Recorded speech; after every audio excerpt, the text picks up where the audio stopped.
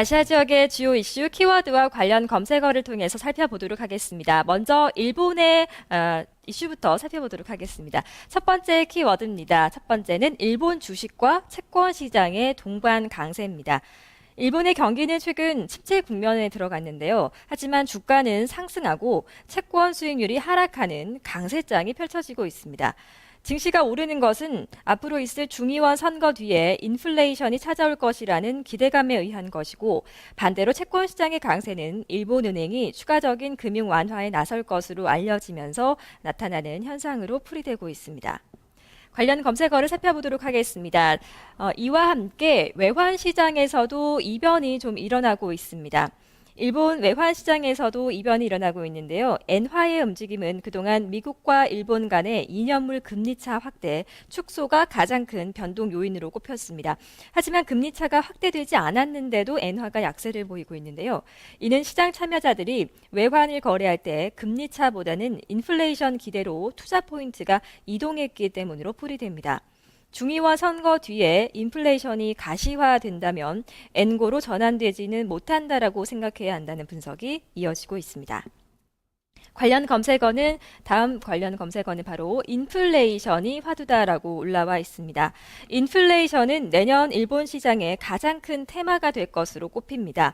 경기 회복을 수반하지 못하는 인플레이션은 일본 경제에 타격을 줄 수 있기 때문인데요.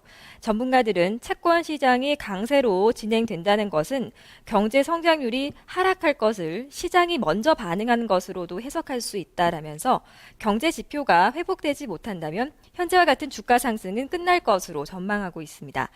또한 이 같은 동시 강세장이 일시적인 현상이라고 한다면 재정 거래를 할 수 있는 기회가 생길 수 있는 만큼 앞으로 재정 거래로 주가는 급등락 현상이 벌어지게 될 것으로 예상하고 있습니다. 두 번째 키워드는 중국 쪽으로 넘어가 보도록 하겠습니다. 중국에서의 경제 회복에 대한 기대감이 계속해서 이어지고 있는 상황인데요. 크레딧 스위스가 중국의 GDP를 상향 조정했다는 소식입니다. 올해의 경제 성장률은 좋았고 내년은 더 좋을 것으로 예상을 했는데요. 관련 검색어를 보면서 어느 정도였는지 체크하도록 하겠습니다. GDP 7.7%입니다.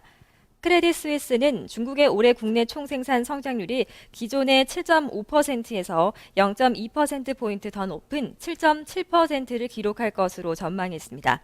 물가 상승률은 내년에 3%를 기록할 것으로 내다봤는데요.